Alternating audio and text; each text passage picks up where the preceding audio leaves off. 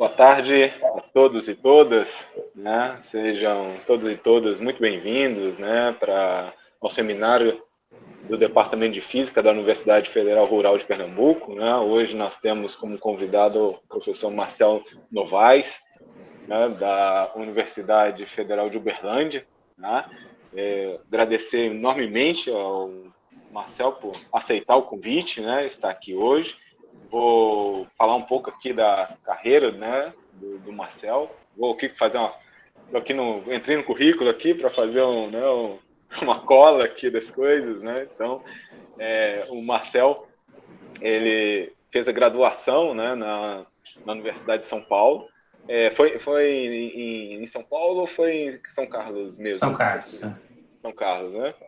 Fez a graduação em São Carlos, fez o doutorado também na Universidade de São Paulo, também em São Carlos, né? E depois fez o pós-doc na Universidade de Campinas e na Universidade de Bristol, né, na Inglaterra, um período. E depois, em 2009, né, ele assumiu o cargo de professor adjunto na Universidade Federal de São Carlos. E em 2014, né, ele se transferiu para a Universidade Federal de Uberlândia, onde ele se encontra, né, até hoje, né, como professor associado, fazendo sua pesquisa nessa área de transporte eletrônico, né, e caos quântico, que, né, tá muito, né, exatamente o que eu venho trabalhando também. Então foi um dos motivos de eu chamá-lo, né, convidá-lo para dar esse seminário aqui. Né? Então temos alguns trabalhos aí sobre exposição, né, com temas bastante similares. Então, agradeço bastante o convite e a palavra toda sua, Novaes. Muito obrigado.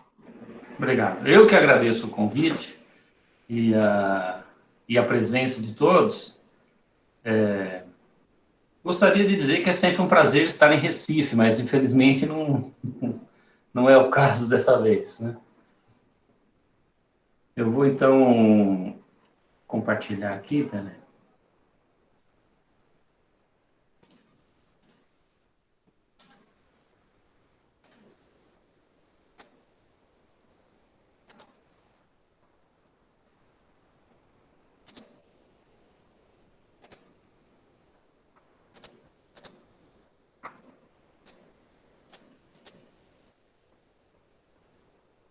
Estão vendo aqui?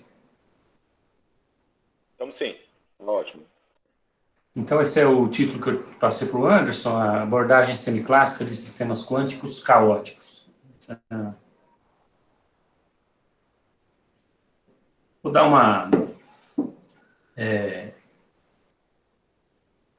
apresentar um panorama dessa coisa, sem entrar em muitos detalhes dos meus artigos mais recentes. Vou mencionar os meus trabalhos, mas tentei fazer uma coisa menos técnica e menos específica das coisas que eu obtive, e em vez disso, passar um pouco melhor a ideia do que é essa área, tá? Do caos quântico, como a gente chama, né, em particular da abordagem semiclássica, que é uma das abordagens, né, para esse problema.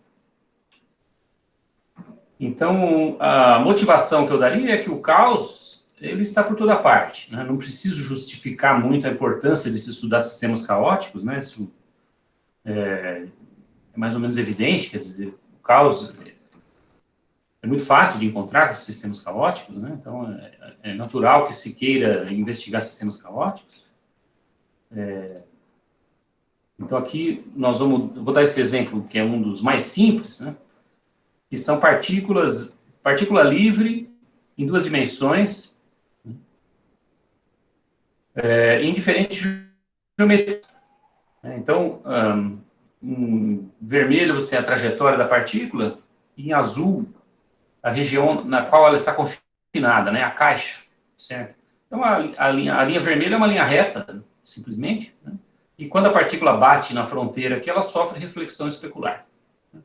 Isso é uma coisa das mais simples possíveis, né, em termos dinâmicos, mas a dinâmica é bastante rica, dependendo da geometria. Então, se a fronteira for circular ou quadrada, ou retangular, ou elíptica, se for essas formas mais simples, o movimento é regular.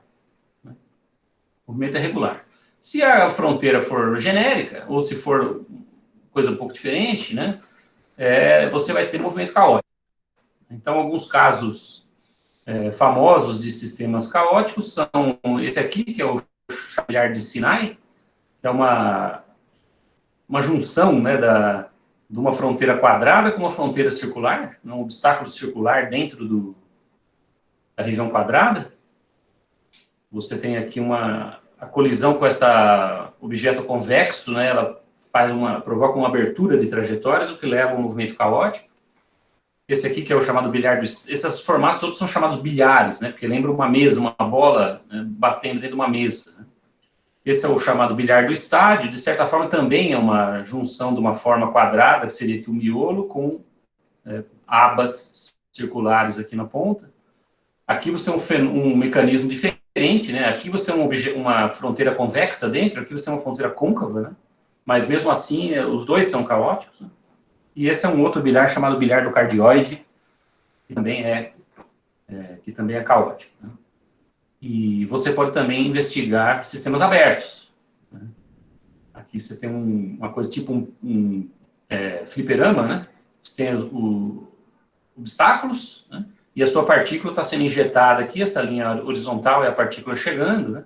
E ela então vai colidir sucessivamente com esses obstáculos de forma caótica, até que eventualmente ela vai escapar do sistema, né? Então tem um problema de espalhamento, né? Ou uma outra possibilidade, aqui eu tenho um bilhar do estádio em que a gente produz guias, né?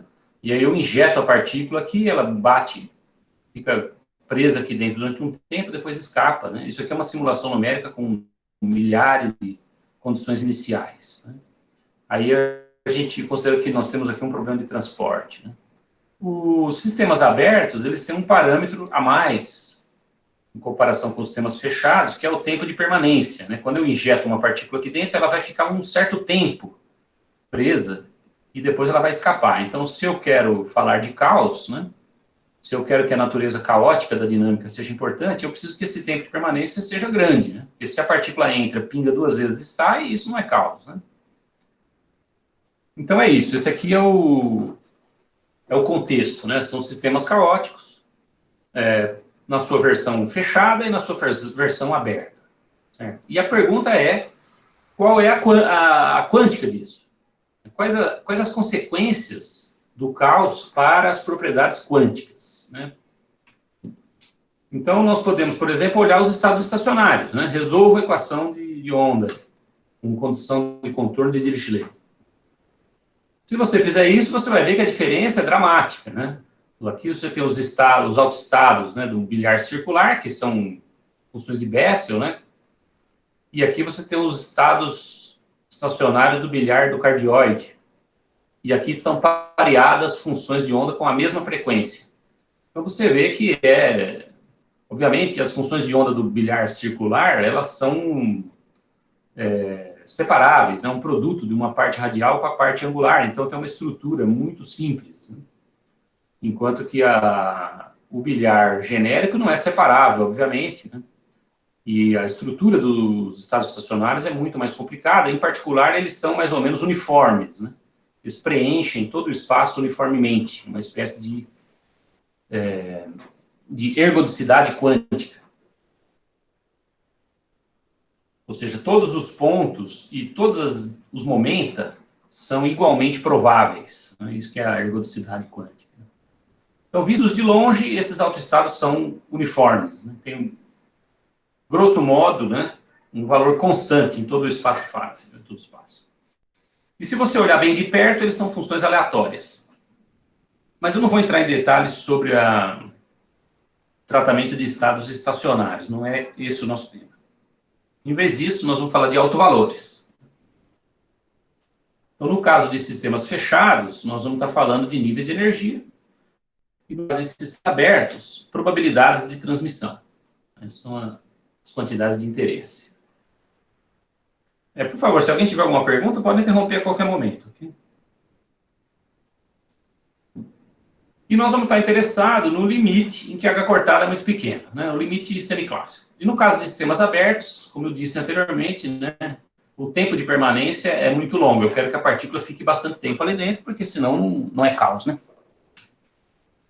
Então, eu vou tentar fazer a exposição de forma paralela para os sistemas fechados e para os sistemas abertos, né? Eles têm muitas semelhanças e algumas diferenças. Bom, se o sistema for fechado, ele é descrito por uma Hamiltoniana.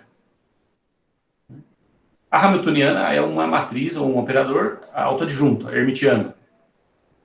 E ela é diagonalizável, né? Tem aí os seus autoestados, né? E os seus autovalores. Né? Esse é um problema, normalmente, de dimensão infinita. E uma quantidade importante na teoria, que seria a densidade de estados. O número de níveis de energia num certo intervalo de energia. Número de níveis dentro de um certo intervalo de energia. Isso aqui seria mais ou menos, né, o contexto dos sistemas fechados. Os sistemas abertos são um pouquinho diferentes. Primeiro que nós vamos estar pensando nesse contexto aqui de espalhamento em que existem essas guias, né, que são retângulos infinitos, né, guias infinitas de seção transversal constante. E o que caracteriza uma guia é o número de canais que ela suporta. Porque na direção transversal você tem a partícula na caixa, né? O elétron está confinado a esse intervalo aqui, né? E, portanto, tem modos, né? Modos, autoestados transversais, né? E para uma dada energia do elétron, ele só consegue ocupar um número finito de estados transversais, né? Esses são chamados canais abertos do problema. Como o movimento ao longo da guia é livre, a energia cinética ao longo da guia pode ter qualquer valor, mas a energia transversal é quantizada, né? Então, você só consegue alcançar até um certo nível. Esses são chamados canais. Então, uma guia tem, digamos, N1 canais, a outra guia tem, digamos, N2 canais. Né? E eu não vou descrever isso aqui usando a matriz hamiltoniana. Eu vou tratar como problema de espalhamento, então eu vou descrever através de uma matriz S, uma matriz de espalhamento. A matriz S, ela é uma matriz em blocos, né? Um bloco descreve a reflexão, bloco R, ou seja, quanto das ondas que incidem pela guia 1 voltam pela guia 1. Um outro bloco R', que descreve quanto das ondas que incidem pela guia 2 voltam pela guia 2. E depois os blocos fora da diagonal descrevem a transmissão, né? Quanto das ondas que entram pela guia 1 saem pela guia 2 e vice-versa. São os blocos diagonais, fora da diagonal. Como o problema tem que conservar energia, ou conservar massa, ou conservar carga, como você quiser, a matriz S tem que ser unitária. Ou seja, tudo que entra, sai. Isso leva à unitariedade da matriz S. E essa não é um problema infinito, ele tem dimensão N. N é a soma de canais. E, muito bem, se você não quiser usar a matriz S, você pode usar uma outra matriz T, que é dada pelo bloco de transmissão vezes o seu adjunto. Essa matriz é mais conveniente, é hermitiana, como a gente gosta. Né? Hermitiana. Então, você vê que os contextos são diferentes. A principal diferença é que o problema aberto tem dimensão infinita e o problema de espalhamento tem dimensão finita. E a segunda principal diferença é que no sistema aberto tudo é feito a energia constante. A energia do elétron que vai entrar, da onda que vai ser enviada aqui, ela é conhecida e fixa. Enquanto que para o sistema fechado, não, porque né, cada nível tem uma energia diferente. Então, essas são as principais diferenças. Bom, primeira abordagem, como o sistema é caótico, né, ele é muito complicado. Muito complicado. Então, os níveis de energia, no caso dos sistemas fechados, eles são imprevisíveis. E qualquer coisinha que eu mexer no sistema, se eu alterar o sistema um pouquinho, aqueles níveis mexem todos. Né? Então, é muito vantajoso você abordar essa questão através de um tratamento estatístico. Então, você vai caracterizar o espectro, não tentando calcular os níveis de energia exatamente, mas estatisticamente. Então, por exemplo, você introduz funções de correlação espectrais. O que é isso? Né? Você tem a densidade de estados, ρ, e você calcula ela em pontos diferentes do espectro. Então, pega uma energia de referência E, e calcula a densidade de estados em E mais epsilon 1, E mais epsilon 2, até E mais epsilon n. E depois você toma uma média, essa chaveta é uma média, na energia de referência E. E o resultado dessa conta vai depender dos epsilons. Né? Então, esse R depende do epsilon flechinha, é o conjunto de todos os epsilons. Né? E o índice N te diz quantas você pôs aqui. Então, esse objeto aqui são as chamadas, esses objetos, né, para N's diferentes, são as chamadas funções de correlação do espectro. Essa, como eu disse, essa chavinha é um valor médio sobre a energia de referência. Então, poderíamos discutir o que significa essas funções, mas, independente disso, né, aceitem que essas são características, né, do espectro. Né? Se você souber todas as funções de correlação, você sabe muita coisa sobre o espectro, então é isso que você quer. Essas são as figuras de método da teoria, são os objetos que você gostaria de calcular para dizer que você entende as propriedades quânticas de sistemas caóticos, de um ponto de vista estatístico. No caso dos sistemas abertos, você não tem dependência com a energia, como eu falei, a energia fixa, né? E o que se trata normalmente são as chamadas estatísticas de contagem. O que é isso? Você tem aquela matriz T maiúsculo, né, que é chamada matriz de transmissão, e você estuda os traços das potências dessa matriz. O que seria, do ponto de vista espectral, né, seriam os momentos da sua densidade de estado, da sua densidade de autovalores. Os autovalores dessa matriz são as probabilidades de transmissão. Então, isso aqui são quantidades que caracterizam as propriedades estatísticas da transmissão. Então, por exemplo, né, se nzinho for zero, eu tenho apenas um número de canais, é uma informação bem crua sobre a transmissão, né? Quanto que eu vou conseguir transmitir ali, né? Vai depender do número de canais. O primeiro momento são chamados momentos. Né? O primeiro momento, que é o traço da matriz, é uma espécie de transmissão média. Né? É chamada condutância do sistema.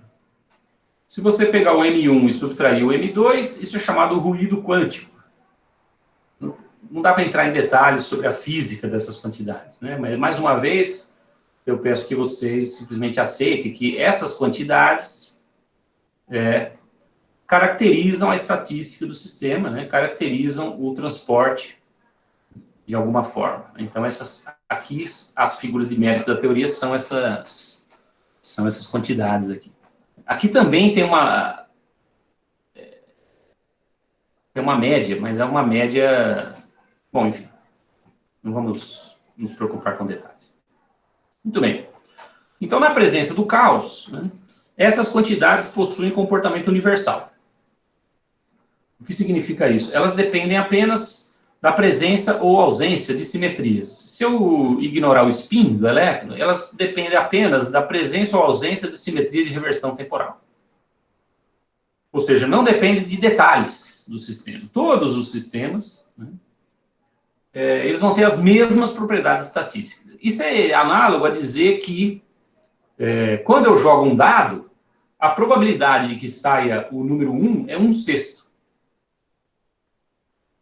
Esse 1/6 é o inverso do número de lados do dado. E isso não depende se o dado é de plástico, ou é de metal, ou é de madeira, não depende do tamanho do dado, não depende de detalhes do dado. Ele só depende do fato que o dado tem 6 lados, mais nada. Né? Então, isso aqui é uma coisa parecida. Né? As estatísticas do sistema, essas quantidades que nós vamos tentar calcular, elas não dependem de detalhes do sistema. Né? Dependem só de parâmetros globais, coisas gerais. Né? No caso dos sistemas abertos, depende só do número de canais e da presença ou ausência de simetria de reversão temporal. Tá certo? Isso é o que se chama universalidade.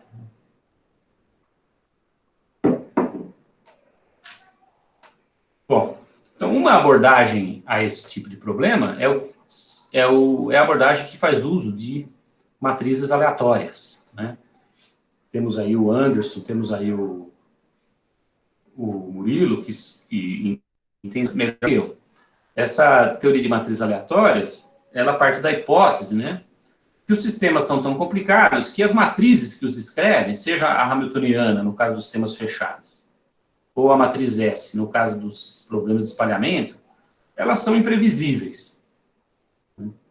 São matrizes enormes, no caso de H infinita, né? E é muito difícil calcular os elementos de matriz. E mesmo que você conseguisse calcular os elementos de matriz para um sistema, você nunca vai ter certeza que aquilo está certo, porque pode ser que o sistema verdadeiro ele é um pouquinho diferente daquele que você calculou, né? E no caso de caos, pequenas mudanças no sistema mudam muita coisa, né? Então a matriz, os elementos de matriz são altamente sensíveis a detalhes do sistema. Então a gente desiste de tentar calcular, fazer cálculos exatos e apenas calculamos valores médios, né? Novamente, isso é mais ou menos como você jogar um dado. Você não vai tentar calcular a trajetória do dado, né? Ninguém tenta calcular a trajetória de um dado, né? É muito mais vantajoso, muito mais inteligente, digamos, você simplesmente dizer, olha, todos os lados do dado têm igual probabilidade de aparecer, pronto. Isso é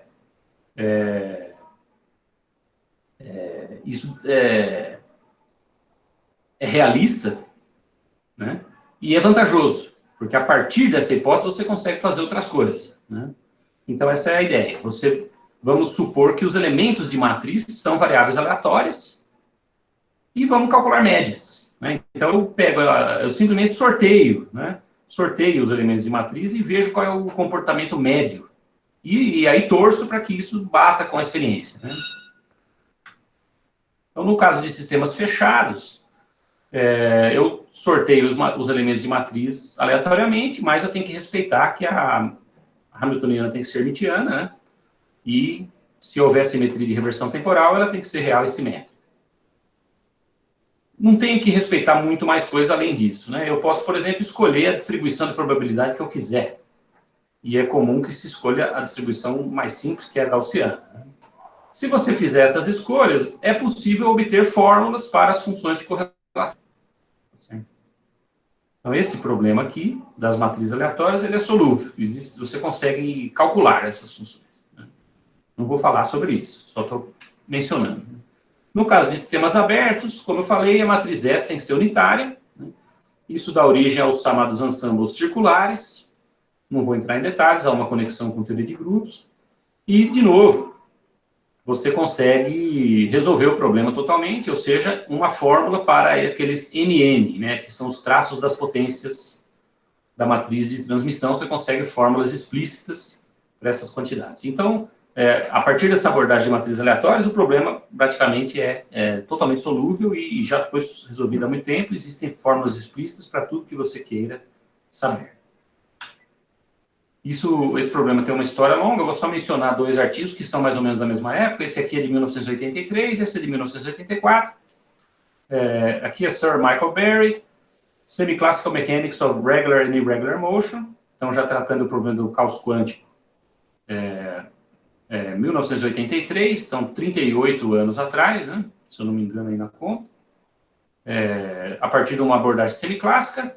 E essa daqui, Borrigas, Giannone e Schmidt, Characterization of Chaotic Quantum Spectra and Universality of Level Fluctuation Laws. Aqui tem um problema da universalidade. Esse artigo é uma abordagem via matrizes aleatórias. Então, isso já tem aí... Estamos logo chegando em 40 anos dessas problemáticas. Muito bem. Então, como eu disse, nós temos soluções explícitas quando usamos a abordagem de matrizes aleatórias, né? Eu vou dar alguns exemplos. Na presença de simetria de reversão temporal, eu escolhi esse caso porque é o caso mais complicado. E as fórmulas são mais interessantes, porque na ausência de simetria, os resultados são bem mais simples. Então, eu quis resultados um pouco mais enrolados. Aqui, no caso de sistemas fechados, por exemplo, você pode calcular a função de correlação de dois pontos, né, com duas densidades. Depois que você faz essa média, o resultado depende de ε1 e ε2, e ele é assim, 1 menos a diferença ao quadrado, mais 1 sobre a diferença quarta, mais, etc. Isso que existe uma série infinita, nós sabemos os termos dela. Ou você pode calcular a função de 3 pontos, que também começa assim, 1 menos a diferença ao quadrado, simetrizado, mais... No caso de sistemas abertos, por exemplo, a condutância, que é o primeiro daqueles momentos, é N1, N2 sobre N. Quando o N é sem índice, é porque é a soma de N1 mais N2. Né? É o número total de canais. Né? N1, N2 sobre N mais 1, que eu posso expandir em potências inversas de N, assim, uma série infinita. E aquele ruído, que é o M2 menos o N1, dá essa outra formulinha aqui, que também, se eu quiser, posso expandir em potências. Então, as teorias, elas são naturalmente perturbativas. Você consegue expandi-las. Nesse caso aqui, em potências do inverso das diferenças de energias. Isso aqui pressupõe que epsilon é pequeno. E aqui, em potências inversas do número de canais. Isso aqui pressupõe que N é muito grande. Muito bem. Então, é um fato que a teoria de matrizes aleatórias funciona muito bem. Ela realmente bate com as simulações, bate com os experimentos. Da mesma forma que a hipótese de que cada lado de um dado tem 1/6 de probabilidade, e de fato bate com a experiência de dados. Né? Esse aqui também é uma situação em que a versão estatística, a versão aleatória da teoria bate com a experiência. Mas fica a pergunta, né? Existe algum cálculo mais fundamental que reproduz esses resultados? Né? Qual a origem física da universalidade? Né? Ou seja, será que eu consigo fazer melhor do que simplesmente supor que tudo é aleatório? Consigo explicar um pouco mais, né, do que está acontecendo? Então, uma abordagem tradicional é essa questão um pouco mais ambiciosa, né, é a aproximação semiclássica.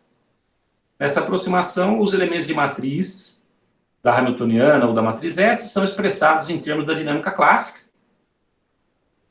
E a universalidade quântica, o fato de que todos os sistemas têm as mesmas propriedades quânticas, vem da universalidade clássica. Né? O caos clássico, ele tem características de universalidade.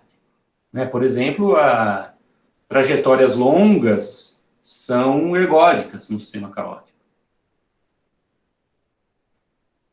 Então, como funciona a aproximação semiclássica? Eu tenho que pôr ingredientes clássicos para calcular quantidades quânticas. Né? Quem são os ingredientes clássicos que a gente coloca? Uma quantidade chamada A, que é a estabilidade da órbita. Gama é uma trajetória do sistema.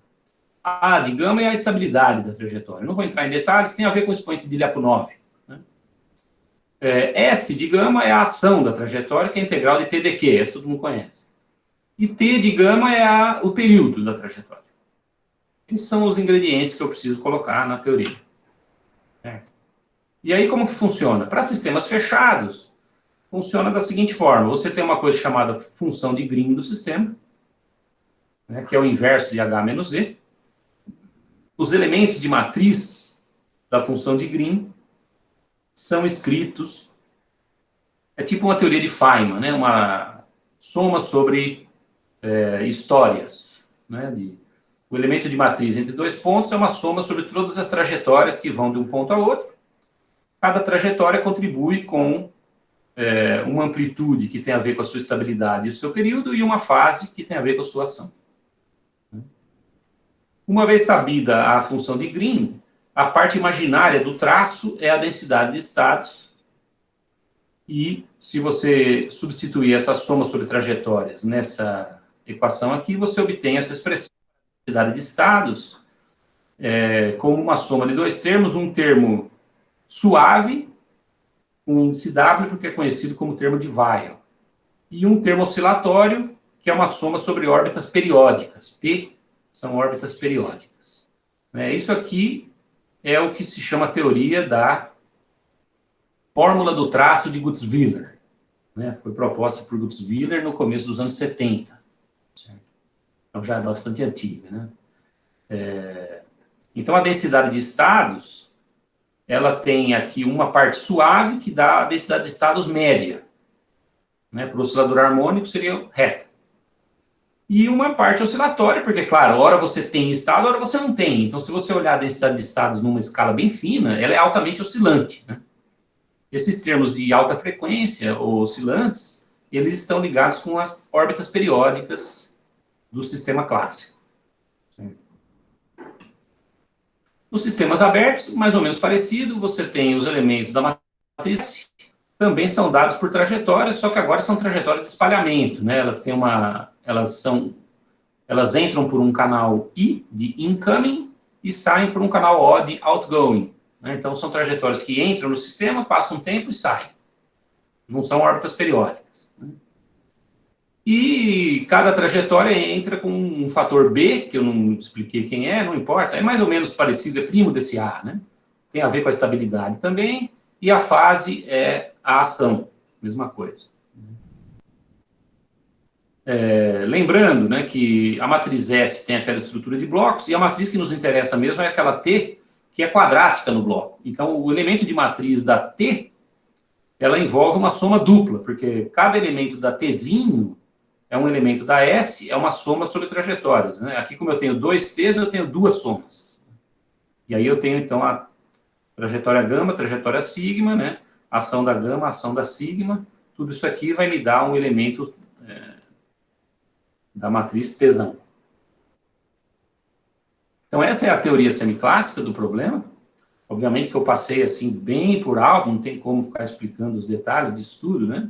Mas a filosofia é: o lado esquerdo são quantidades quânticas, são elementos de matriz de operadores, e o lado direito são coisas clássicas, né? Tem a ver com estabilidades e ações de trajetórias mesmo. Para eu realmente fazer conta, é lógico que essas somas são impossíveis de ser calculadas, né? Porque você teria que somar sobre infinitas trajetórias, ainda por cima o sistema é caótico, então existe uma proliferação exponencial de trajetórias, elas são extremamente complicadas, então isso aqui tudo é meio formal, né? Para você realmente fazer alguma coisa, você tem que tomar uma média na energia, como eu tinha mencionado, né? E ao tomar a média na energia, você usa a famosa aproximação de fase estacionária. O que é isso? Você veja aqui que, em todos os casos, você sempre tem uma função oscilatória, aqui o exponencial, ou seno, aqui exponencial, né? Uma função oscilatória com um denominador H cortado. Então, quando H cortado vai a zero, que é o limite semiclássico, essa função é altamente oscilante, né? E converge fracamente para a função zero, né? Função altamente oscilante, qualquer integral que você fizer dela vai dar zero, né? Essa é a ideia da aproximação de fase estacionária. Então, quando você vai integrar uma função, né, altamente oscilante, com um denominador que está indo a zero, então essa integral ela vai ser dominada pelo ponto no intervalo de integração onde o expoente é estacionário. Certo? Claro, né? Porque o expoente sendo estacionário, a função é constante naquele ponto. E se ela é constante, quer dizer que, na verdade, não oscila, né? Conforme eu vario a energia, se o ponto é estacionário, a função permanece com o mesmo valor, né, durante um certo intervalinho, enquanto que fora do ponto estacionário ela é altamente oscilante. Então, a integral é dominada pelo ponto estacionário, essa teoria é muito bem estabelecida, né? E ela vai nos dar a interferência construtiva. Certo? Então, nos sistemas fechados, como que funciona isso aqui? Eu tenho as minhas funções de correlação, que é o produto de várias densidades de estado. Cada densidade de estado é uma soma sobre órbitas periódicas. Então, eu vou ter várias órbitas periódicas. Aí eu vou tomar o valor médio. Quando eu fizer o valor médio, eu vou ter que calcular o ponto estacionário do expoente. No caso de sistemas abertos, é parecido. Eu vou ter o traço daquela função T, daquela matriz T, né, de uma potência dela. Cada elemento vai ser uma soma sobre trajetórias. Então, vou ter um monte de trajetórias, vou fazer a média na energia, e quando essa média é uma integral, quando eu fizer essa integral, eu vou ter que calcular o ponto estacionário. Quando eu fizer isso, né, eu vou descobrir que eu vou ter que o resultado vai ser zero, né? O resultado vai ser zero, a não ser que exista correlações entre as trajetórias. Como assim correlações, né? Para que esse expoente seja estacionário, quando eu derivar ele em relação à energia, o resultado tem que ser zero. Então, a soma, né, da derivada da trajetória gama menos a derivada da ação da trajetória sigma tem que dar zero. A derivada da ação é o período. Então, isso aqui, a condição de ponto estacionário vai me exigir que o período da trajetória gama seja igual ao período da trajetória sigma. Essencialmente, é isso que a gente chama correlações. Ou seja, essa soma, a sua junta média, né, o resultado dessa conta toda, vai ser dominado por trajetórias, né, que tenham o mesmo período. Né? E isso é uma condição fortíssima. Né? É muito difícil você ter trajetórias que têm o mesmo período. O sistema é caótico. Né? Então, as trajetórias são completamente malucas. Não tem chance de você achar duas com o mesmo período. Então, agora, a questão aqui passa a ser a existência dessas correlações. Como que eu posso encontrar, num sistema caótico, trajetórias que tenham o mesmo período?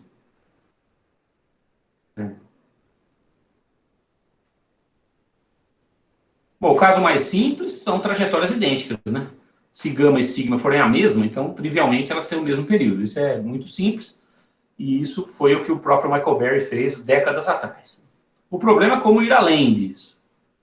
Ou seja, dada uma trajetória, como que eu acho outras que têm a mesma ação que essa, ou o mesmo período? Bom, existe um mecanismo que gera, que explica, digamos, as trajetórias que satisfazem isso, que são correlacionadas. Esse mecanismo são os cruzamentos. Funciona assim, ó. Imagine que você tem uma trajetória, que é essa linha preta, né, e ela anda por aí, que é essa região aqui. Isso aqui está simplificado, essa trajetória é caótica. Você tem que imaginar que ela percorre o espaço todo da maneira mais louca possível. Mas o importante ela tem um trecho, que é esse trecho negrito, né, em que ela percorre num certo sentido, depois ela faz qualquer coisa para lá, e a hora que ela volta, ela passa bem perto da onde ela tinha passado. Tá certo? E depois ela faz qualquer coisa para cá e fecha, uma trajetória periódica. Quando você tem esse cruzamento aqui, ou esse paralelismo, existe uma outra trajetória, que é essa vermelha, tá? Que é praticamente igual à sua num trecho, só que aqui, onde a trajetória preta é paralela, a trajetória vermelha cruza. E aí a segunda região, ela percorre ao contrário. A preta aqui está percorrendo no sentido horário, e a vermelha está percorrendo no sentido anti-horário. Então, a trajetória preta e a trajetória vermelha, nesse desenho, elas são praticamente iguais, exceto pela direção do movimento, nesse trecho, e por essa região aqui, onde uma não toca e a outra cruza. Essas são duas trajetórias correlacionadas, elas têm praticamente o mesmo período. Essa é uma trajetória periódica, e essa situação pode aparecer também no problema de espalhamento. Então, você tem uma trajetória que entra no sistema, né, cruza, faz qualquer coisa, volta e sai. E você tem essa linha tracejada, né, que percorre aqui essa região aqui, elas percorrem ao contrário, né, e depois elas se juntam de novo aqui. Então, nesse trecho elas são iguais, nesse trecho elas são iguais, nesse trecho elas são reversas, e nesse trecho tem essa estrutura aqui de cruzamento. Então, esse fenômeno do cruzamento, ele foi entendido no começo dos anos 2000 por dois alemães, o Martin Sieber e o Klaus Richter. E usando isso aqui, eles conseguiram, então, obter a primeira correção. Lembra que a teoria tem aquela estrutura perturbativa, né, que tem aquelas potências. Então, eles calcular as primeiras potências para a função de correlação de dois pontos, no caso do sistema fechado, e para a condutância, que é o primeiro momento, no caso de sistemas abertos. Depois se percebeu que, para obter refinamentos disso, para se ir além na teoria de perturbação, é preciso considerar múltiplos cruzamentos. Então, uma situação assim, você tem essa trajetória preta, que é bem mais complicada, né? Aqui tem um trecho em que ela é paralela consigo mesma, e aqui tem uma região em que há 4 trechos paralelos.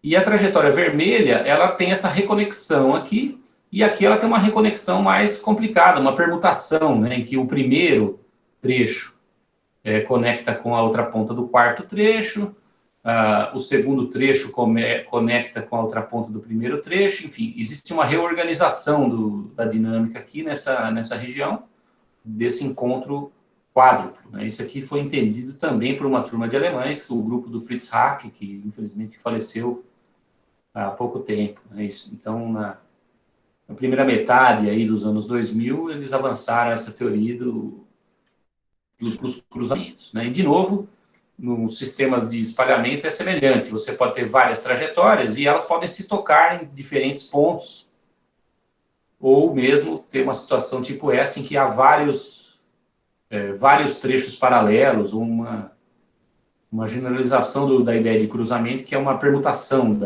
das conexões, né? Então, usando essas ideias, você avança tanto os sistemas fechados quanto os abertos, né? E o mais bonito do trabalho desse pessoal foi que eles obtiveram regras diagramáticas para as teorias de perturbação. Ou seja, você, olhando para um diagrama desse, para um desenho de trajetórias, né, você pode saber qual vai ser a contribuição para aquelas somas complicadas sobre trajetórias, né? Você só precisa contar o número de arcos, ou seja, o número de linhas, e o número de cruzamentos. E uma vez que você fez essa conta, no caso dos sistemas fechados, a contribuição do diagrama vai ser menos 1 elevado ao número de cruzamentos, dividido por epsilon elevado a L menos V mais 2. E no caso do espalhamento, a contribuição vai ser menos 1 elevado ao número de cruzamentos, dividido por N elevado a L menos V. Então, aqui, por exemplo, você tem 2 cruzamentos. 1, 2. E quantos arcos você tem? 1, 2, 3, 4, 5, 6. Então, esse diagrama contribui na ordem epsilon elevado a 6 menos 2 mais 2, ou seja, epsilon a sexta. É assim que funciona as regras diagramáticas dessa teoria perturbativa, né? Com isso, eles calcularam a função de correlação de 2 pontos exata, ou seja, todas as ordens em teoria de perturbação. E no caso de espalhamento, eles obtiveram o momento M1 e o M2, que é a condutância e o ruído, essencialmente, também exatos, ou seja, todas as ordens em teoria de perturbação. Então, é um trabalho muito bonito, né? E o que é interessante do ponto de vista matemático é essa quantidade L menos V, ou seja, o número de arcos menos o número de vértices de um diagrama, né, isso em teoria de grafos é chamado característica de Euler, né, e em topologia está ligado ao gênus do diagrama. Isso significa que, em última análise, o que torna essa teoria perturbativa exatamente solúvel é o fato de que ela é uma teoria perturbativa topológica. A contribuição de cada diagrama é função exclusivamente do seu gênus. É isso que é a peculiaridade dessa teoria do ponto de vista matemático. Mas também não vamos entrar em detalhes sobre isso. Muito bem, então isso aí é o resumo que eu queria falar, essa parte principal do seminário, do que é a abordagem semiclássica do caos quântico. Murilo, acho que tem uma pergunta. Eu queria aproveitar a oportunidade que você falou agora da possibilidade de justificar, via esse argumento topológico, né, a exatidão semiclássica, né, da fórmula de Goldwiller, e queria fazer uma pergunta que está na minha cabeça há muitos anos. Você não precisa dar a resposta completa, mas talvez você tenha pensado sobre isso também. É mais uma provocação do que realmente uma pergunta. A fórmula de Goldwiller, obviamente, ela não é exata, né? Ela não é a fórmula, né? Não é a integral de Feynman, né? É uma representação da integral de Feynman usando trajetórias que podem ser fisicamente realizáveis, certo? Então, elas são, por isso é chamada aproximação semiclássica, né? Quer dizer, na integral de Feynman, você pode ter de tudo lá dentro, né? Até funções descontínuas. Então, a integral de Feynman não é necessariamente uma soma sobre trajetórias. Quando se fala em exatidão semiclássica, em um problema como oscilador harmônico, existe um conjunto de propriedades que tem natureza geométrica também, chama-se localização equivariante, termo técnico. E aí você diz, não, a exatidão semiclássica é se você fizer a aproximação de ponto de Sella ou fase estacionária, né, como você mencionou, e aí você vê que a correção quadrática, ela é toda a correção, né? Você faz a expansão, o oscilador harmônico é um caso assim, né? Você particulariza também, né? Então você calcula a correção quadrática, que tem a derivada de segunda ordem da ação, né? e isso lhe dá a solução exata. Sim. Na fórmula de Gutzwiller, assim, aí quando você vai para matrizes aleatórias, por exemplo, então, um estudo desse problema também, para se questionar por que você consegue fazer, por exemplo, a análise harmônica exata dos ensembles unitários, né? Por que você consegue? O que é de especial? Você até mencionou isso, né? Quando você quebra simetria de regressão temporal. E lá também tem essa exatidão semiclássica. Se você formular, é um pouquinho mais técnico como isso é feito, mas no final das contas você consegue encontrar essas funções R, né? Aquela sequência toda das funções de correlação, fazendo algo similar. Ou seja, você também tem localização nesses casos. Mas essa situação que você selecionou para estudar, ou seja, o que tem simetria, né, de reversão temporal, é um caso em que não tem localização equivariante. Não tendo localização equivariante, não é possível ter, portanto, exatidão semiclássica, nesse sentido, de você ter um ponto de Sela, mais a correção quadrática lhe dá soluções exatas. Então, não se espera, através de uma aproximação semiclássica, quer seja ela Gutzwiller, quer seja ela uma expansão desse tipo que eu estou falando, né, uma ação mais expansão em potência, não se esperam os resultados exatos. Como você está falando de resultados exatos agora, e de fato, olhando para as expressões, se obtém os resultados exatos, no caso de sistemas caóticos, a pergunta que fica como justificar isso do ponto de vista matemático? Quer dizer, você tem uma fórmula que inicialmente é aproximada, está num domínio em que você não teria como justificar exatidão semiclássica. No entanto, se você faz esse truque, né, de ressomar as séries perturbativas, inserindo nelas essas regras dos cruzamentos, né, contando direitinho os cruzamentos, eventualmente você acaba chegando em propriedades que parecem transcender. Isso lembra um pouquinho, talvez eu esteja antecipando que pode ser a resposta, né? Aquelas extensões analíticas de funções. Né? Quer dizer, você tem a função numa parte só, num domínio conexo, com um ponto de acumulação, só precisa de um ponto de acumulacionalidade para isso. Aí você depois estende para todo o resto do domínio. É algo assim que está acontecendo? Como é que você responderia essa questão? Por que está sendo exato? Um problema que não deveria ser possível calcular exato. Tem várias questões aí. Primeiro, a forma de Gutzwiller é só o primeiro termo numa expansão assintótica, né? Em potências de H cortado. Né? Então, nesse aspecto, ela não é exata por causa disso. Você teria, em princípio, outros termos na aproximação semiclássica que seriam de ordem mais alta em H cortado, né? E que envolvem outras coisas da dinâmica além das órbitas periódicas, como órbitas homoclínicas, etc. Isso aí em grafos dá para fazer a exata, né? Em grafos. Isso não é assim uma coisa muito estudada, porque é complicado para caramba, como você imagina. Isso é uma questão. Né? Outra questão aqui, como eu não estou dando...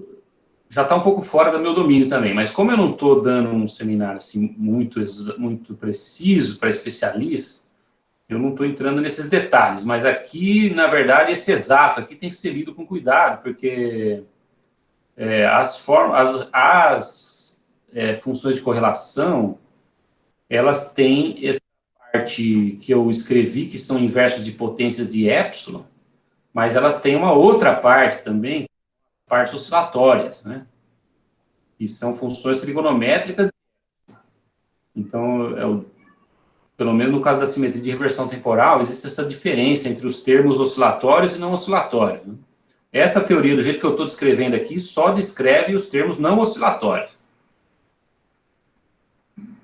Para descrever os termos oscilatórios, que semiclassicamente viriam de trajetórias mais longas que o tempo de Heisenberg.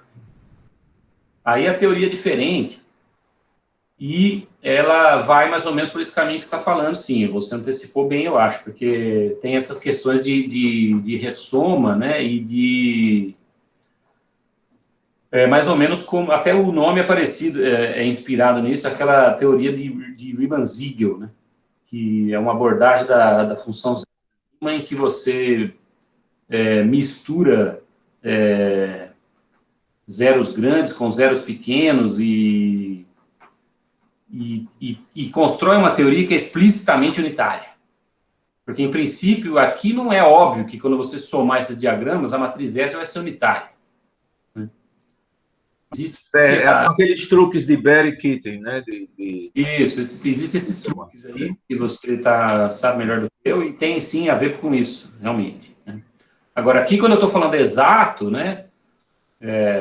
Exato módulo, todas essas outras questões aí, certo? Claro, tudo isso aqui começou da aproximação semiclássica, que é uma aproximação. Então, quando eu falo exato, eu quero dizer exato depois de já feita a aproximação semiclássica. Né? Ou, em outras palavras, aqui você tem essa teoria que é perturbativa aqui. Já passou? Não, mais uma para trás. Aqui. Essa expansão é perturbativa em 1 sobre epsilon, e essa expansão é perturbativa em 1 sobre n, né? Mas tudo isso aqui é dentro da aproximação de H cortado em H0, né? Certo?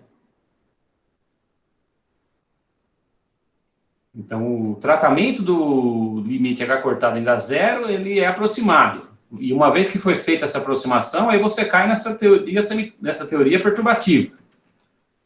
E aí, quando eu estou falando exato lá na frente, quer dizer que essa série aqui foi somada.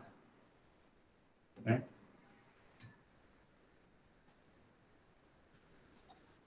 Mas a soma, muitas vezes, dá a fórmula exata, né? Não há correção. Sim. A questão a ser ponderada era isso, por que é exato. Mas tudo bem, como eu disse, você não precisa responder, foi só uma... Você não precisa dar a resposta final, né? Certo, A gente está só compartilhando.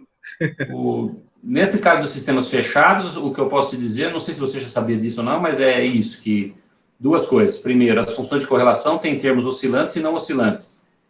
Sim, eu sabia, eu estudo de André com Simons e Altula. Isso, na sua versão da... essa versão supersimétrica, né? E para obter os termos não oscilantes é necessário aqueles tipos de truques de bootstrapping que você amarra uma... Tá certo? É isso. Agora, nesse contexto que eu estou falando aqui, né, a exatidão no sentido que eu estou usando é o fato dessas somas aqui serem exatamente calculáveis, e isso está ligado com essa outra coisa, que é o fato de que a teoria perturbativa, quando você escreve ela em termos de diagramas, a contribuição de cada diagrama depende exclusivamente do gênus. Então, isso que, no fundo, ela é uma teoria topológica nesses diagramas aqui, e essa que é a sutileza. Assim. Então, uma vez falado todo esse preâmbulo aí, eu vou só mencionar nos últimos minutos que eu tenho quais são os meus trabalhos, porque afinal não falei da minha... Né?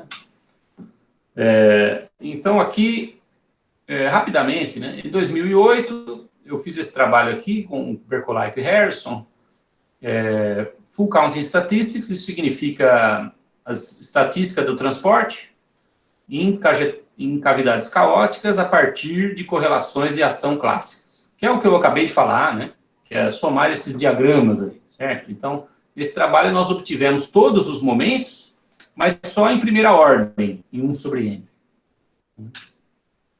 Depois, em 2012, 4 anos depois, eu publiquei esse outro artigo aqui, abordagem semiclássica da universalidade no transporte quântico caótico, em que eu obtive todos os momentos exatos, nesse sentido em que todas as ordens em 1 sobre n. O problema desses trabalhos aqui, e de todos que eram feitos nessa época, é que as manipulações eram extremamente complicadas em termos desses diagramas, né? Ou em termos de permutações, porque, como eu falei aqui atrás, né, aqui dentro desse cruzamento existe uma permutação das trajetórias. Então, você consegue formular essa teoria em termos do grupo de permutações, mas as contas são bem complicadas. No fim, você consegue os resultados, mas não é muito transparente. Por que eles dão igual a matrizes aleatórias? Você faz uma conta, chega no resultado, dá igualzinho matriz aleatórias, mas é muito difícil de entender por quê. Parece uma coincidência, né, que deu igual. Depois eu apresentei uma nova proposta, isso em 2013, que foi o que eu chamei Matrix Model, Semi-Classical Matrix Model, para transporte caótico. Né? O que é isso? É uma aproximação semiclássica, só que formulada em termos de uma integral matricial. Então, eu tenho, esse aqui é a integral, dz, z é uma matriz, então eu vou integrar sobre matrizes, né? E o que eu vou integrar é uma exponencial de uma soma infinita em Q, de 1 sobre Q traço de zz' elevado a Q, vezes o produtório de um monte de elementos de matriz. Evidentemente, não tem como entrar em detalhes do que está acontecendo aqui, mas é uma integral sobre matrizes. E essa integral sobre matrizes, por construção, ela é equivalente à aproximação semiclássica. Isso acontece porque existe uma teoria diagramática dessa integral, e eu consigo mostrar que os diagramas que contribuem para essa integral são exatamente os mesmos diagramas que contribuem para a aproximação semiclássica. Então, eu consigo provar que essa integral é equivalente à aproximação semiclássica. Só que aí a equivalência com a teoria de matrizes aleatórias fica muito mais natural, porque, afinal de contas, isso é uma integral sobre matrizes, né? Ou seja, é uma média sobre matrizes. Essa teoria é puramente semiclássica, mas ela tem uma formulação em termos de integral sobre matrizes, que pode ser encarada como uma média sobre matrizes, e aí fica muito mais, né, muito mais razoável que isso se reduza à formulação de matrizes aleatórias. Afinal de contas, são agora duas integrais matriciais que você precisa mostrar que são iguais. Então, a coisa fica bem mais razoável. A solução dessa equação aqui, dessa integral, ela é realizada utilizando a decomposição em valores singulares da matriz, depois uma integral sobre o grupo unitário e, finalmente, a integral de Selberg. Isso aqui só para quem já sabe o que é, porque não tem como eu ficar explicando isso agora. Então, essa proposta nova, é uma nova forma de fazer a teoria semiclássica, ela teve muito sucesso.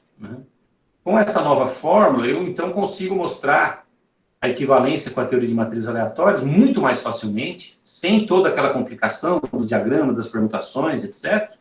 E funciona também para sistemas com simetria de reversão temporal. Esse primeiro artigo foi só para sistemas sem simetria, depois eu pus a simetria em 2015, 2 anos depois, né? Aqui tem o modelo matricial semiclássico para transporte quântico com simetria de reversão. A diferença principal é que essa integral é sobre matrizes complexas. E quando você põe a simetria de reversão temporal, a integral é sobre matrizes reais. E mais recentemente, aqui em 2021 mesmo, esse ano, né, eu e o meu aluno de mestrado, Pedro Bento, nós conseguimos também fazer o tratamento semiclássico do transporte quântico com a mesma ideia, só que colocando uma barreira de tunelamento no sistema, que é um desafio extra, né? A presença da barreira de tunelamento muda as regras semiclássicas, muda os diagramas, então a integral matricial muda e o cálculo é muito mais complicado, mas ficou um trabalho bem bonito, que usa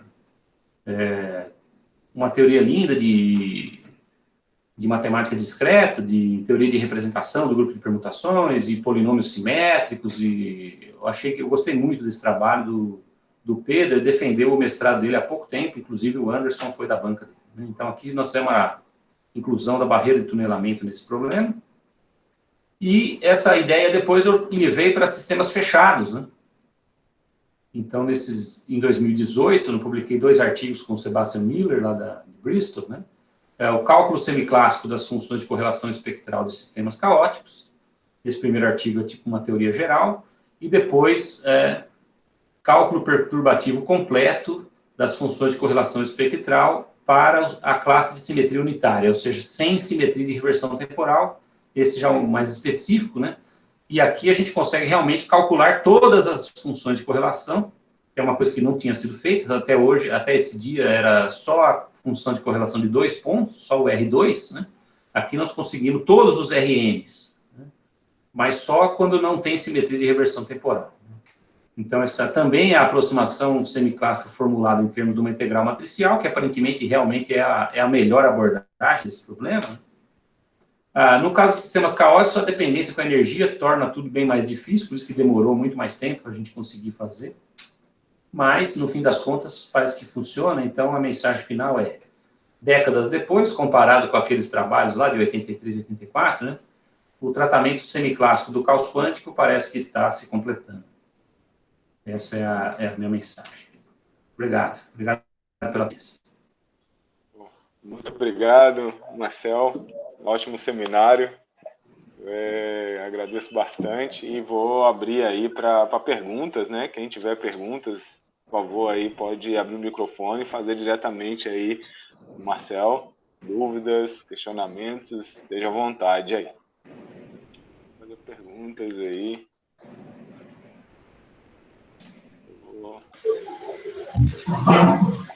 Marconi? Fala.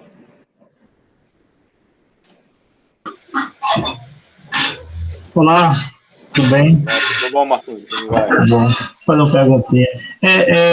Eu só quero entender na construção, quando você refere-se à contribuição semiclássica, né? Essa contribuição coincide com outros resultados em que o termo semiclássico ele é apontado como o termo que é dominante com o número de canais do sistema? Não sei se eu entendi. Os resultados dos cumulantes de uma estatística de transferência em sistemas abertos, essa abordagem semiclássica que você apresentou, os resultados são também, a gente pode entender que são aqueles que são os termos principais, os termos líderes, que são proporcionais ao número de canais do sistema. São esses, né? Pois bem, aí você poderia falar também sobre os esforços da área, sobre os esforços da área a respeito das correções. Sim, nós calculamos todas as correções. Como eu dizia ali até na hora que o Murilo fez a pergunta dele, né? A teoria acaba que é exata. Ou seja, é exata no número de canais, né? Nós conseguimos todos os termos da expansão no inverso do número de canais e conseguimos somar a série. Né? Então, essa teoria realmente ela não deixa nada a desejar na matriz aleatória, inclusive vai além. Em algumas situações, nós conseguimos calcular quantidades que não estão disponíveis em matrizes aleatórias. Por exemplo, essa situação com a barreira de tunelamento, por enquanto nós estamos empatando, mas nós estamos prestes a conseguir resultados que vão além de matrizes aleatórias. Certo. Tem um outro problema também, que eu não falei nada por causa de questão de tempo, mas que é o problema do time delay. Que são correlações da matriz S em energias diferentes. Nesse problema também a teoria semiclássica vai além de matrizes aleatórias. Sim, sim. Aí só um último comentário que eu talvez não... tem uma abordagem que é desenvolvida pelo William Nazarov, né? Através de teorias quânticas de circuitos, né? Que é usada, né, pensando em redes, né? Aí, no caso, aí, como você pode fazer algum comentário sobre agora que vocês conseguem agora implementar uma barreira, né?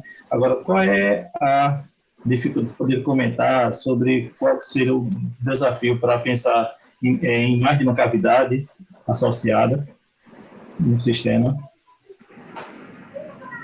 Mais de uma cavidade, eu não sei nada sobre isso, realmente.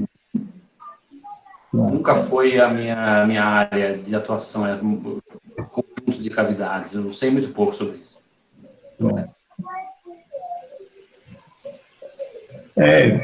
Só uma coisa aqui que é um esforço, mas que quando o pessoal faz com mais cavidade, mas não consegue fazer exato. Né? Consegue fazer com a aproximação. Né? O problema é os dois mundos, né? Se encontrarem. E a aproximação é em que parâmetro? Também é a abordagem semiclássica, né? E e com cavidades, uma rede de cavidades, se consegue fazer para algumas simetrias, né, até o termo de localização fraca. Vai a expansão sobre em potência de 1 sobre n. Então, quem sabe esse método aqui você possa atacar esse problema. Eu nunca tinha pensado nisso, né? O Antônio pode até, né, também tem muitos trabalhos também nessa direção. Murilo, vou falar. Ele vai fazer um comentário. Eu comecei a falar com o seu microfone aberto. Tá o microfone da fechado.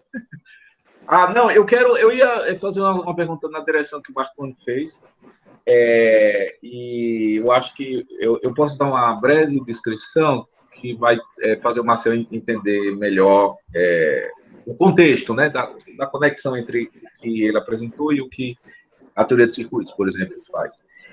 Nós temos um artigo, quando digo nós, eu e Ailton, não sei se Ailton está aí na audiência, mas eu e Ailton, nós fizemos um artigo em 2014, onde a gente tentou fazer, encontrar assim, o melhor de todos os mundos, né? Quer dizer, encontrar uma forma de você fazer uma transição entre a teoria de matrizes aleatórias, em sua forma mais convencional, uma formulação de campos do tipo modelo Sigma não linear, que podia ser o Kelvin, precisava ser o supersimétrico, mas o modelo Sigma não linear, capaz de, portanto, uma solução exata do problema para qualquer geometria. O modelo Sigma não linear tem essa vantagem, né? Certo? A geometria ela é arbitrária, a dimensão, inclusive, também, né? Certo? Então, podia ser um sistema tridimensional, por exemplo. E a abordagem semiclássica, essa semiclássica de trajetórias, né, que você descreveu. Então, a gente tentou combinar e achar uma forma de conectar essas três abordagens. E o artigo a gente começa com um artigo publicado, foi de uma conferência, né? Depois foi publicado no livro da World Scientific, e ele é chamado Quantum Transform to Unified Approach to Multivariate Hypergeometric Functions. É uma abordagem de função geratriz. O que a gente mostrou é o seguinte, que você pode encontrar um tipo especial de função de correlação de Selberg, tecnicamente se chamaria assim, Selberg Correlation Function, mas que ela tem uma propriedade especial, é que quando você escreve essa integral de correlação de Selberg, usando aquelas identidades que o Kaneko, né, introduziu com as funções hipergeométricas, você consegue mostrar que ela é uma daquelas, né, hipergeométricas, generalizadas, né, com o parâmetro alfa dos polêminos de Jack, né, você faz esse conceito de polêmico de Jack, então tem uma extensão natural dessa hipergeométrica. E, em particular, no caso de um ponto quântico apenas, você consegue, e Ailton fez isso até bem mais estendido do que a gente fez em 2014, com estudantes de mestrado, na rural mesmo, né? Ele mostrou para todas as outras classes, né? Então, é uma abordagem que vale para as 10 classes, da universalidade de matriz. E são, todas elas, você consegue expressar em termos dessa função hipergeométrica de Kaneko. Deixa eu chamar assim, né? De Kaneko, só para a gente ter uma percepção hipergeométrica generalizada. Muito bem, essa função, quando você a representa do ponto de vista, ou tenta representar essa função de correlação do ponto de vista do modelo sigma não linear, aí, você como é que faz isso? Você faz a representação de matriz aleatória, né? Se quiser, elimina os autovetores e fica uma integral do tipo integral de correlação de Selberg. Foi assim que o Ailton conseguiu as 10 classes. Mas se você não fizer isso, se você recolocar de novo os autovetores, você pode tratar com uma matriz muito parecida com as integrais de matrizes que você mostrou, e aí você faz algo que se chama Color-Flavor Transformation. Então, essa Color-Flavor Transformation, para um ponto, você faz isso de forma exata. Tá? Aí depois eu vou comentar o que o Marconi falou para redes, que aí já é mais difícil fazer o Color-Flavor exato. Tá? Mas aí, para um ponto, você faz o Color-Flavor exato, e o Color-Flavor lhe leva a uma teoria em outro espaço. Você pode fazer o Color-Flavor fermiônico apenas, o Color-Flavor bosônico apenas, ou os dois juntos, o supersimétrico. Então, tem os 3 sabores de Color-Flavor. No caso do ponto quântico, qualquer uma dessas 3 escolhas produz os resultados exatos, ou seja, ele é capaz de lhe fornecer todas essas funções que você, ou seja, o MN, né, aquela média do MN, você calcula, isso a gente faz no artigo, certo? A gente calcula todos os, ou seja, um suficiente conjunto de funções cumulantes, né, da estrutura que lhe permite reconstruir a função inteira, certo? É como se fosse uma expansão em momentos. No caso da representação de modelo sigma, qualquer um dos três que eu mencionei, bosônico, fermiônico ou supersimétrico, o ponto de Sela da construção, que corresponderia ao limite semiclássico, ele é exatamente igual ao que você obteria via teoria de circuitos, para um ponto, no caso de um ponto. Ele dá exatamente a teoria de circuitos. Muito bem. Quando você agora vai para redes, aí eu poderia fazer uma pequena pausa e colocar a pergunta. Pode ser que seja interessante olhar essa construção, porque no artigo a gente faz o que a gente chama de equivalência semiclássica. A gente calcula com esta construção para as três abordagens. A gente calcula essa função em seu limite semiclássico nas três abordagens. Na abordagem matriz aleatórias, com isso a gente cai no conjunto de equações que apareceram na tese de mestrado do Anderson, que é uma formulação com método diagramático de matrizes, né, desenvolvido por Brouwer e Binecke, né, inclusive está na tese do Brouwer, né, e que você pode usar para achar o que seria o termo dominante dessa função geratriz,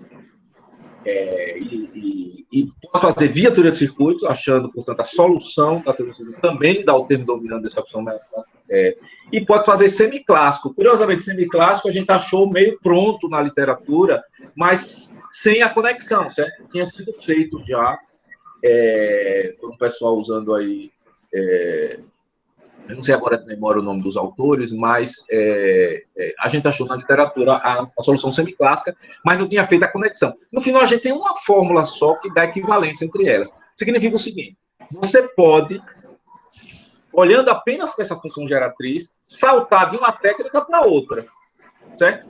Então, fazer isso nesse domínio, eu não só quero o termo dominante, o termo da teoria de circuitos, que é a solução da teoria de circuitos. A teoria de circuitos só lhe dá o termo dominante, no final das contas. Aí você consegue dizer, escolha qual é o formalismo que você quer, e aí a gente reproduz então a nossa fórmula de equivalência produz essa conexão. Na situação em que você tem todas as correções, aí a gente não conseguiu isso, certo? Não conseguiu. Pode ser que com essa formulação matricial semiclássica que você mostrou, seja possível, mas teria que ser possível formular um color flavor transformation nessa linguagem.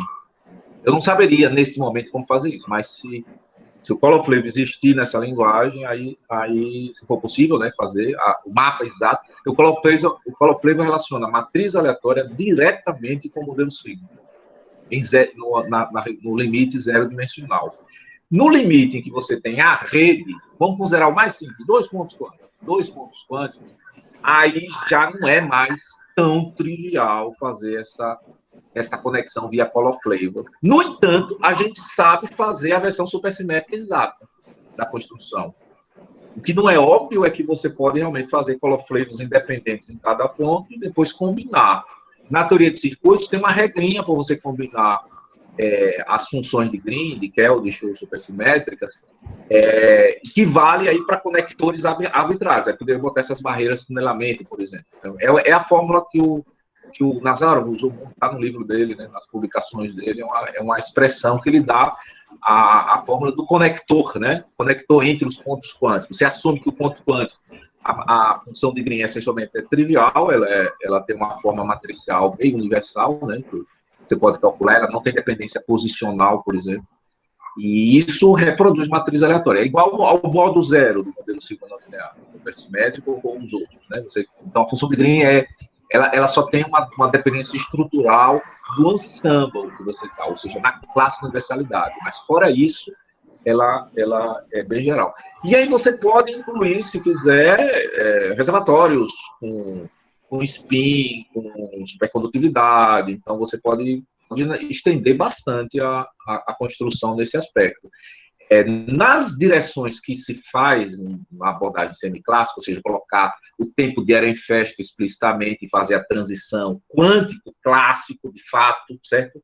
Fazer desaparecer, por exemplo, a versão quântica do short noise, né? Você conseguir fazer a transição completa, onda-partícula, se quiser, né? Formular dessa forma, aí realmente está totalmente fora da aplicabilidade de matriz aleatória. A teoria semiclássica vai ser claramente superior, porque ela é capaz de fazer isso, certo? Ela tem essa informação. Essa minha abordagem não tem tempo de Ehrenfest, não tem como. Não tem, né? Mas você poderia colocar, né? Não? Não, acho que não. É mesmo. Então, aqueles trabalhos do Whitney e esse pessoal que coloca o tempo de Ehrenfest, elas não são formuladas dessa maneira, para todas as ordens. É isso que você está dizendo? Essa é uma ótima pergunta, mas eu acho que não. As regras diagramáticas com o tempo de Ehrenfest, elas são muito mais complicadas, né? E agora eu não me lembro direito, mas eu acho que elas nem são topológicas. A contribuição do diagrama não depende só do gênus. Certo. Isso significa que uma formulação... Aí acabou tudo, né? Certo. Então, formulação matricial pode não ser possível. Porque isso é uma das coisas que o modelo sigma também não tem resposta. Existe o modelo sigma balístico, mas ele é muito singular, ele não é tratável matematicamente, nem de forma aproximada. Então, ele traz... Então, a questão que, na verdade, é uma consideração apenas as possibilidades de fazer via semiclássico redes, e a rede mais simples, realmente, é a cadeia. E a cadeia foi tratada já semiclassicamente por Argaman, né? Argaman tem um artigo bem antigo, em que ele reproduz os resultados de pontos quânticos acoplados em cadeia com abordagem semiclássica. Não sei se você conhece esse artigo, Argaman. Mas eu imagino que você está falando são só leading order em N, né? É verdade. Só o termo dominante em N, que é o que o circuito faz também. A grande vantagem do meu método, ou da minha ideia da integral matricial, é que ela é capaz de produzir todas as ordens em N, quando ela funciona, né? Certo. Então, veja, a questão é se é possível realmente estender isso para 2 pontos, N pontos, essa seria...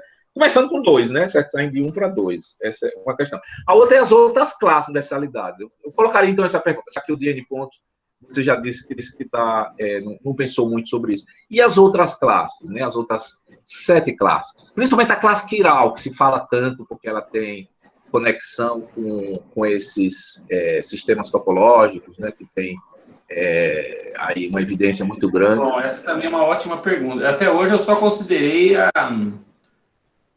unitária e ortogonal, nem a simplética eu dei muita bola. E essas outras eu não tinha nem me ocorrido, na verdade. Mas, ótima pergunta, viu? Realmente. Essas classes, elas são bem interessantes. Uma coisa que eu queria saber ali, né? Uma coisa que veio na cabeça quando você falou lá das correlações, das trajetórias, né? Então, quando você tem um n igual a 1, né?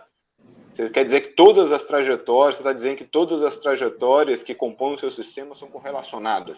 E à medida que você vai abrindo canais, você vai quebrando essas correlações, né? E vai tendo trajetórias não correlacionadas. Não. Quando você faz aquela soma, né? Você coloca lá aquela soma sobre os sistemas. Quer que eu volto aqui? Pode sim.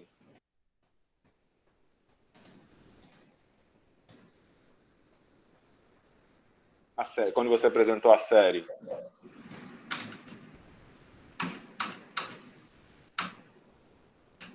Essa?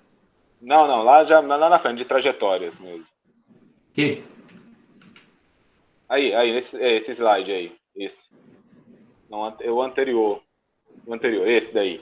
Né? Então, você somou essa série aí toda, né? Sobre todos e sobre... Né?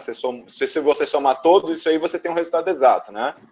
Isso, aí, a beleza dessa proposta aqui, com a integral matricial, é que a soma sobre diagramas, ela está embutida aqui dentro.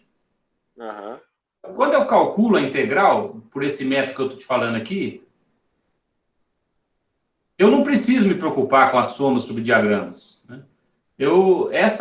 A integral sobre o grupo unitário mais a integral de Selberg, elas calculam a soma sobre diagramas de forma invisível. Não, sim, eu entendo essa parte, né? Mas eu quero saber, de uma forma ou de outra, você não precisa olhar para os diagramas, Isso. tá?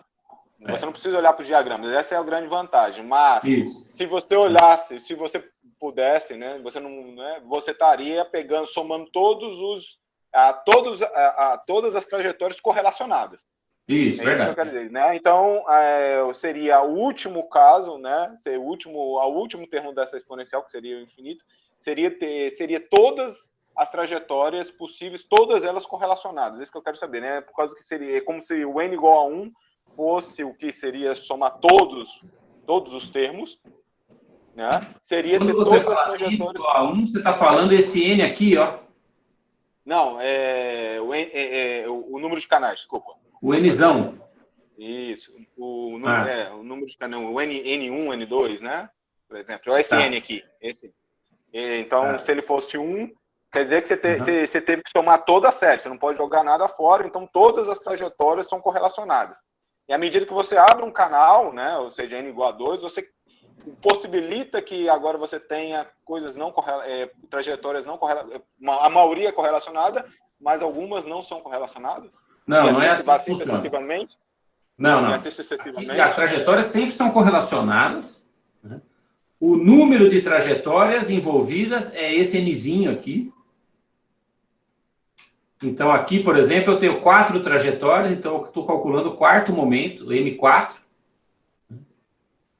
E a ordem do diagrama tem a ver com a ordem da perturbação. E aí, se o N for pequeno, como você está falando, todos os diagramas vão ter mais ou menos o mesmo peso.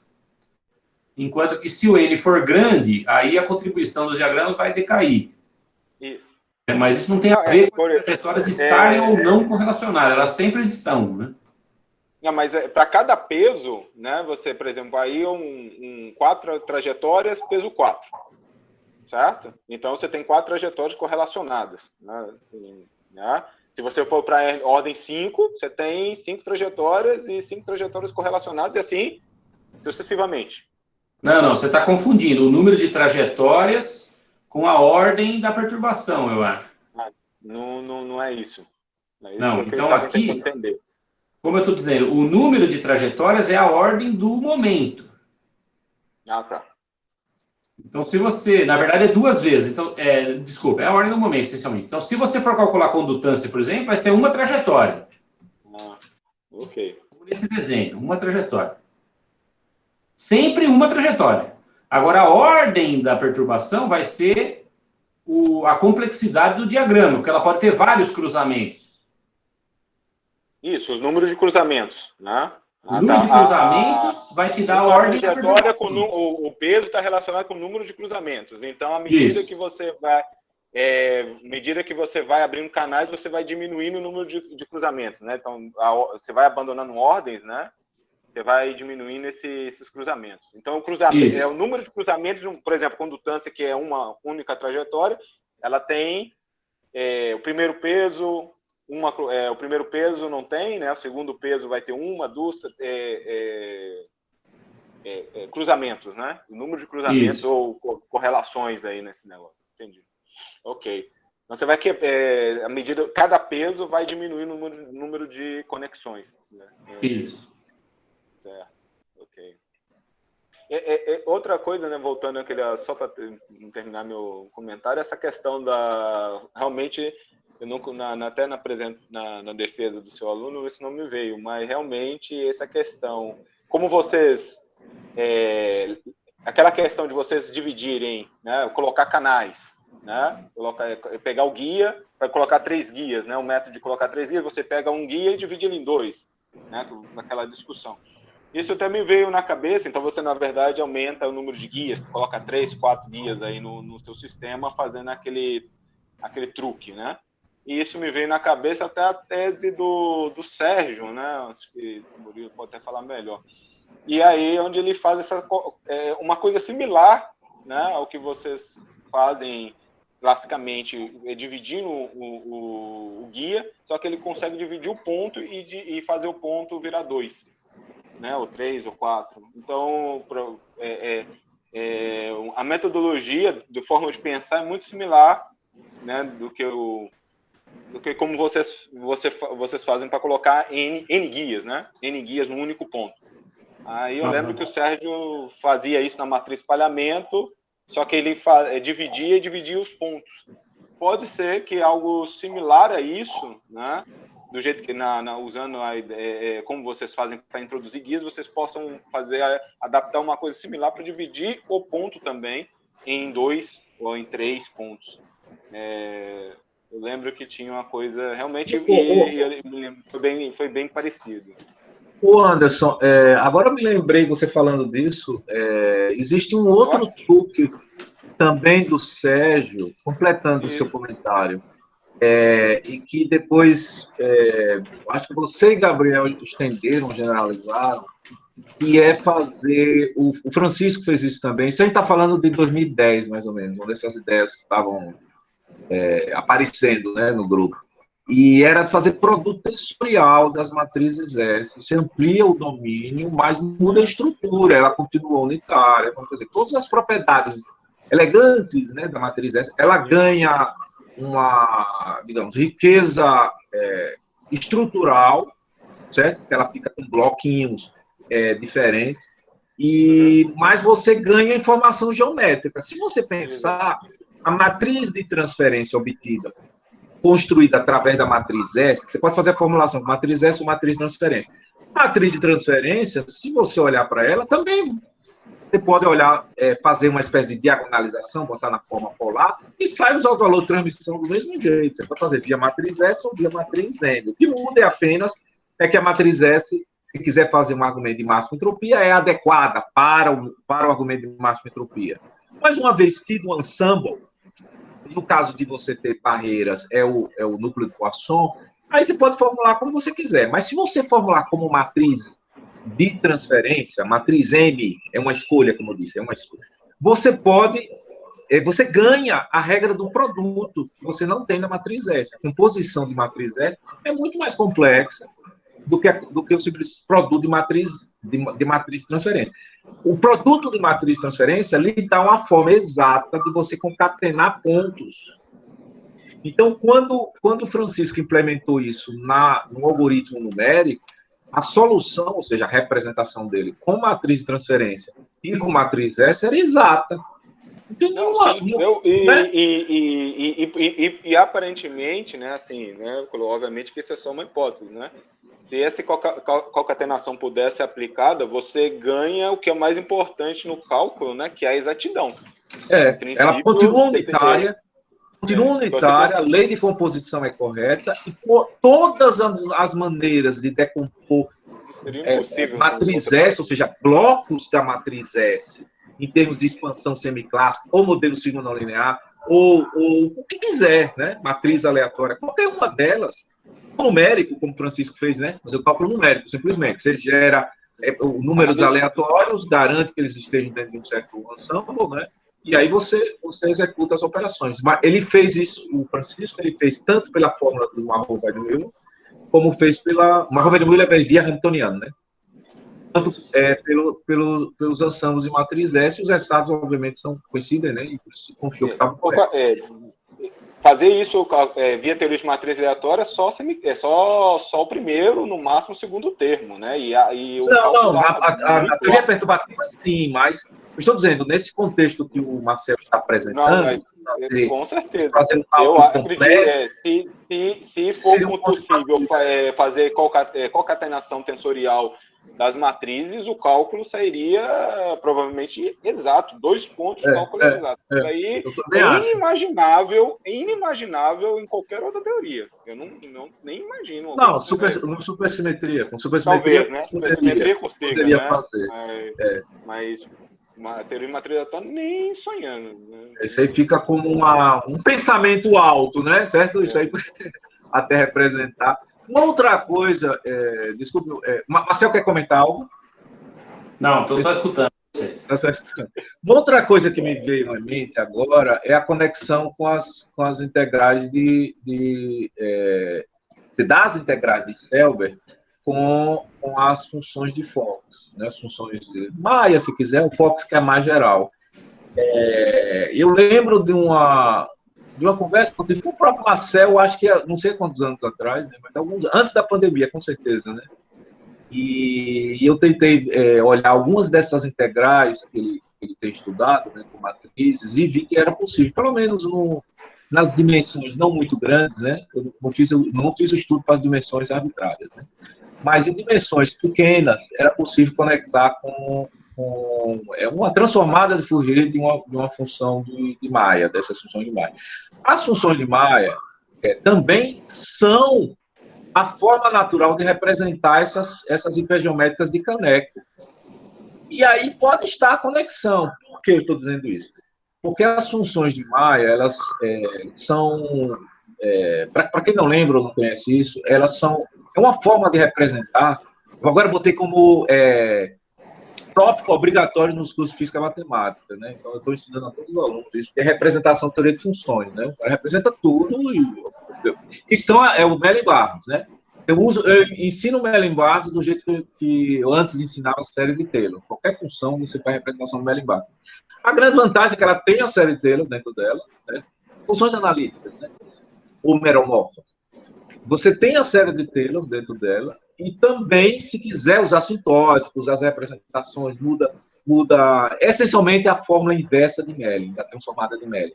Então, você acha o par de Mellin da função, representa o par de Mellin pela representação da integral inversa de Mellin, da fórmula inversa de Mellin, e aí você tem o contorno para brincar com esse contorno. Para a esquerda e para a direita, você pode realmente fazer o que você quiser e ver vários aspectos. Fazer continuação analítica da função é uma festa que você pode fazer. E essa mesma riqueza, aumentada múltiplas vezes, aparece quando você vai para várias variáveis complexas. Que agora, em vez de um contorno, você passa a ter hiperfícies, né? Hipersuperfícies, né? Vamos usar esse nome, hipersuperfície. E aí a flexibilidade é infinita, essencialmente. Fica a gosto do freguês, né? Certo? O que é que você pode fazer. E é possível você conectar funções que você não imaginaria que pudessem ser conectadas, simplesmente escolhendo o contorno de forma adequada, né? Então, você pode fazer combinações de funções. Então, isso abre um capítulo muito interessante na teoria de representação de funções de muitas variáveis complexas através de representações matriciais. Eu estou esperando, em algum momento, conseguir ver a Color-Flavor Transformation, que para mim ainda é um enigma, porque ela depende muito da estrutura algébrica, representações coerentes, né, ou super-representações coerentes, para ser mais detalhista. E eu gostaria de ver isso emergir numa matemática menos dependente de teoria de grupos. Ela ainda, na formulação de Eisenhower, por exemplo, depende muito do que ele chama pares de REC, né? Ou seja, de uma estrutura algébrica subjacente que torna muito mais difícil você pensar em extensões. Por exemplo, o sistema de 2 pontos, esses pares de REC, nem Eisenhower deve saber quais seriam, certo? 2, 3, 4, N pontos, uma rede arbitrária, não é óbvio como fazer. Então, tudo que você sabe fazer com um ponto, você não sabe mais para 2, 3, 4. E isso não parece razoável, né? Certo? Tem algo que está escondido, tem algo que precisa ser. Eu acho que, não, vamos lá, vou realmente abrir novamente. Talvez, né? Ficou comentário demais. Não foi uma pergunta, né? Foi pensar alto, né? É que vocês, sem querer, tocarem em algo que eu penso muito, eu gosto muito, né? Certo? Quando não estou trabalhando com Covid, né? Aí eu acabo. Realmente, eu acho que esse é um papo que a gente tem que marcar aí, talvez uma reunião, né? Para fazer uma discussão mais específica, né? Mas já dá a hora, então vou agradecer imensamente ao Marcel pela disponibilidade de tempo. O seminário foi excelente, adorei o seminário, um papo muito bom, agradeço mesmo. Agradeço a todos e todas que tiveram até aqui, né? Tivemos um bom público hoje, né? Assistindo o seminário e bastante gente até o final, então agradeço e boa noite para todos e todas. Marcel, agradeço. Obrigado pela presença. Obrigado. Eu faço uma sugestão para os colóquios que vocês fazem, que a gente faz isso lá na física. No final dos colóquios, depois dos agradecimentos, e mesmo depois da fala do professor, você pede para as pessoas abrirem os microfones